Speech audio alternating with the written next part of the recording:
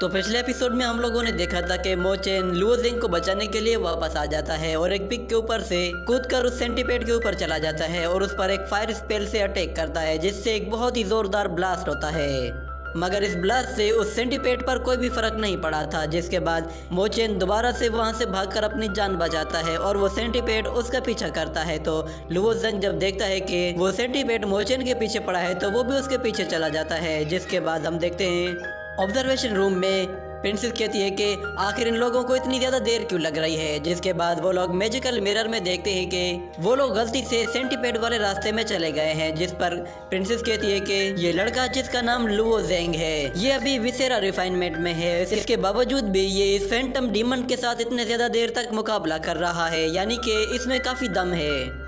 जिसके बाद हम मोचेन को देखते हैं जो कि अपनी जान बचाकर भाग रहा था और वो सेंटीपेड उसके पीछे पड़ा हुआ था। और दूसरी तरफ लुओ ज़ेंग ऊपर से खड़ा होकर ये देखता है और कहता है कि मोचेन की जिंदगी खतरे में है, अब मुझे ही कुछ करना होगा। ये कहने के साथ ही उसे नजर आता है कि एक बहुत बड़ा पत्थर वो सेंटीपेड के बिल्कुल करीब है। जिसके बाद लुओ ज़ेंग उस बड़े पत्थर पर अटैक करके उसे सेंटीपेड के ऊपर गिरा देता है। जिसके बाद मोचेन वहां से भागकर दूर निकल जाता है, मगर वो सेंटीपेड हार नहीं मानता। वो पत्थर को तोड़कर मोचेन पर एक बहुत ही पावरफुल एनर्जी अटैक करता है, जिससे वो बाल बाल बचता है। तो ज़ेंग मोचेन से कहता है कि सीधा भागते रहो, पीछे मुड़कर मत देखना। और दूसरी तरफ वो डेविल मास्टर का ग्रीन डैगर बाहर निकलता है। जिसके बाद वो स्पिन करते हुए बहुत ही तेजी से उस सेंटीपेड के सिर पे अटैक करके उसके सिर को धड़ से अलग कर देता है। जिसके बाद वो सेंटीपेड वहीं पे डिस्ट्रॉय होकर गायब हो जाता है। और फिर ज़ेंग कहता है कि आखिरकार इससे जान छूट गई। और फिर वो अपने हाथों को देखते हुए कहता है कि मेरे ड्रैगन स्केल तो वाकई में काफी पावरफुल हैं, क्योंकि मैंने उस सेंटीपेड को अपने एक ही सिंगल वार से ही खत्म कर दिया। और फिर वो मोचेन की तरफ देखता है तो मोचेन एक साइड पर बिल्कुल बेहाल पड़ा हुआ होता है। ये देखकर लुओ ज़ेंग उस पर हंसते हुए कहता है कि लगता है ये पिग तुम्हें पसंद करने लगा है और वो तुम्हारे साथ खेलना चाहता है। जिसके बाद मोचेन उसके पास आकर उससे कहता है कि अगर ये फैंटम डीमन अचानक से यूं बाहर ना निकले तो मुझे यूं डर कर भागने की जरूरत ही नहीं पड़ती। और फिर वो उसे उसका डिसाइपल टोकन देते हुए कहता है इसे संभाल कर रखो, इसे गंवाना मत, और मुझे पूरा यकीन है कि तुम इस कंपटीशन में जरूर जीतोगे। जिसके बाद हमें ज़ोंग की आवाज़ सुनाई देती है। वो उनसे कहता है कि तुम लोग होते कौन हो ये डिसाइड करने वाले कि कौन जीतेगा और कौन हारेगा। जिसके बाद वो लुओ ज़ेंग की तरफ देखकर कहता है कि तुमने मेरा एमुलेट डिस्ट्रॉय कर दिया और इसके अलावा मेरे सर्वेंट को मारा भी, और तुम्हारी वजह से ही मेरे कुछ डिसाइबल एलिमिनेट हो गए हैं। अब बताओ कि मैं तुम्हारे साथ क्या सलूक करूं। ये सुनकर मोचेन उससे कहता है कि तुमने जो कुछ किया है तुम्हें उसका सिला मिला है, हमने तुम्हारे साथ कुछ भी नहीं किया। तुम्हें हम पर इल्जाम लगाने से पहले अपने गिरेबान में झांक कर देखना चाहिए।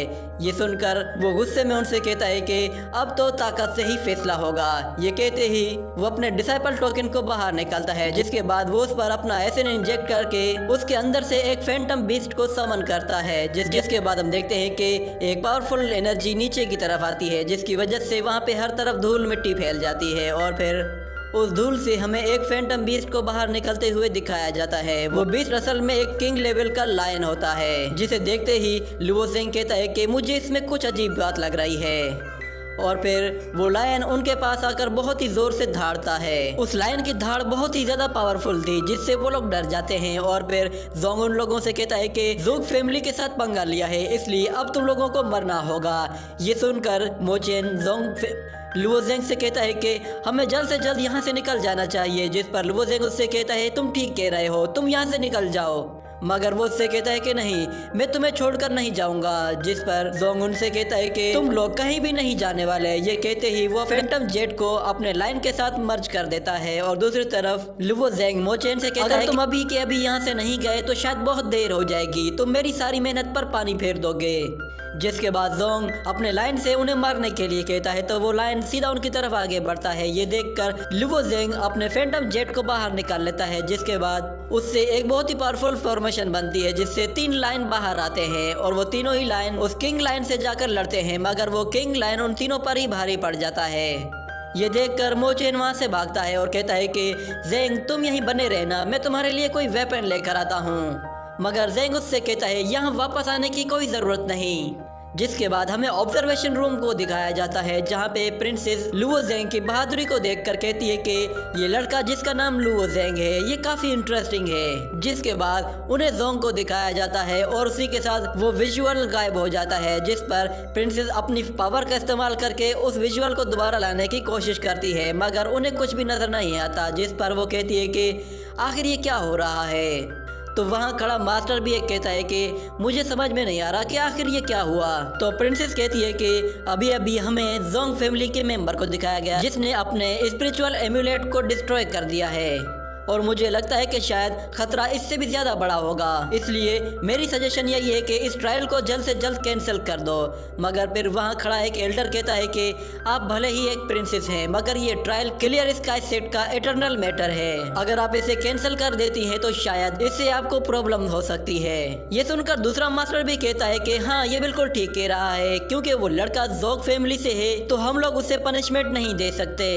क्यों ना हम इस मामले पर ट्रायल के एंड में बात करें। तो ये सुनकर प्रिंसेस कहती है कि ये सब के सब लोग जोग फैमिली से डर रहे हैं ताकि इन्हें बाद में कोई प्रॉब्लम ना हो। जिसके बाद अचानक से वो विजुअल दोबारा दिखाया जाता है। उस किंग लाइन ने बाकी सभी लाइन्स को मार दिया था। जिसके बाद लुओ ज़ेंग उसके ऊपर चला जाता है और अपने बहुत ही पावरफुल पंच से उस पर अटैक करता है, मगर वो लायन अपने आगे के दोनों पैरों पर उठा लेता है जिससे वो उसके पंच को काउंटर करके पीछे धकेल देता है। तो लुओ ज़ेंग बहुत ही जोर से आकर जमीन पे गिरता है, जिसके बाद वो लायन उसकी तरफ आगे बढ़ता है और उसी के साथ ये एपिसोड यहीं पे खत्म हो जाता है।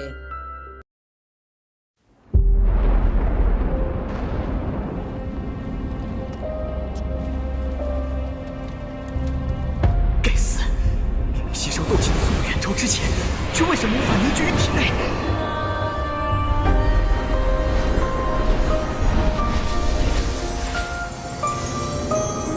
小娃娃，看来你需要帮助啊！你到底是谁？你一直藏在我的戒指里。我名为不是，根据这种功法，你为什么一直都不传给我？药老，吸你3年斗之气，老夫也是迫不得已。老家伙，你可知道你吸收我的斗之气给我带来了多少屈辱吗？小娃娃，你想变强，想受到别人的尊崇吗？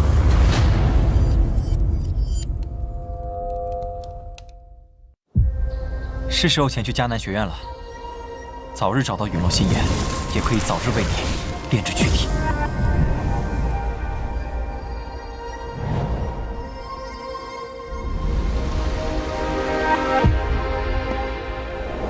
我知道萧炎哥哥一定会来的。黄阶2班，萧炎。从今天起，你的麻烦将会络绎不绝。只要有实力，猎物与猎人的位置随时都能调换。我希望我们这支新生势力能像磐石一样屹立在内院强者之列。陨落心炎的本体。还忘了告诉你，那个什么强榜第1名就是我。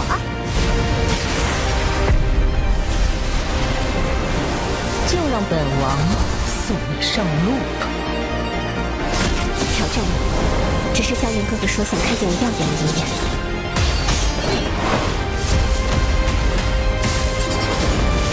强榜前10的名额，我萧炎要定了。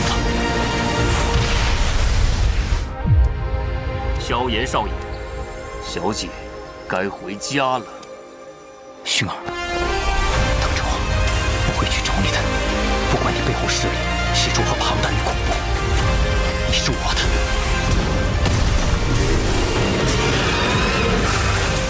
守住，千万不能让火蟒突破，否则整个迦南学院将毁于一旦。大长老，那就别怪韩某出手硬抢了。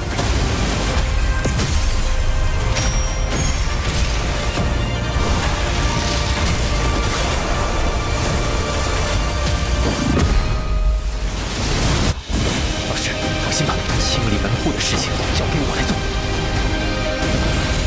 要是你，师兄会让你和老师一起永埋死地。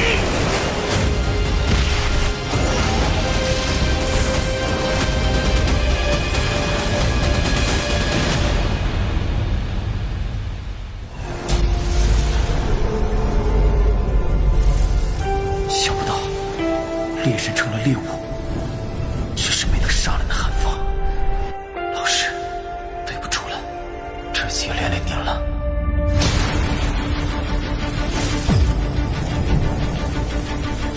离开吧，弱者没有资格拥有的。是这样的话，就乖乖交出火芒，否则一会儿你们就只能爬着进内院了。该死的，这到底是什么鬼东西？既然这样，那留你还有何用？若是当年不与那人硬然定上3年之约，恐怕也不会让这个家族亲人失散。兄儿，你要走？一旦被他们锁定了位置，我们俩都会性命堪忧。所有的隐忍，只为了这一天，我已经等待了太久。今天若是你能够安然无恙地走下擂台，萧炎从此不再踏进迦南学院半步。他迟早会发现的。既然如此，就给他一个惊喜吧。今天我不会让你们两人彻底的闭上嘴。就算他还活着，你们之间也绝不可能。